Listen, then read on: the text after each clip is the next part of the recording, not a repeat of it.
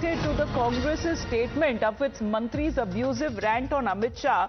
And according to the BJP, Gali is what seems to be in the DNA of the Congress party. They have been saying that there is nothing but Galis and Hinsa that is in the DNA of the Congress.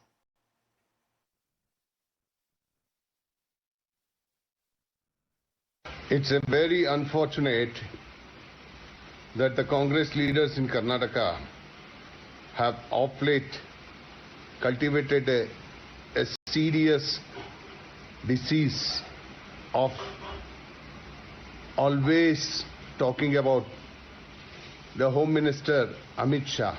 Is this the way you speak to the people of the country and the Home Minister of the country and the Prime Minister of the country, Mr. Priyank Kharge? Have you got even if a small sense for yourself? You should resist from talking that and you should apologize for what you have said. Priyank Kharge की भाषा हिंसात्मक भाषा है। ये राहुल गांधी से inspired है। इनकी मंशा है देश में लोगों को वायलेंट करना और देश में अपने ऑपोजिशन के खिलाफ हिंसा भड़काना। देश की जनता ने इस गुंडागर्दी को रिजेक्ट कर दिया है, इसीलिए कांग्रेस पार्टी ऑपोजिशन के अंदर बैठी है। प्रियांक खरगे गुंडागर्दी में राहुल गांधी के साथ कंपटीशन कर रहे हैं और कांग्रेस पार्टी मोहब्बत की दुकान नहीं, गुंडों की दुकान है।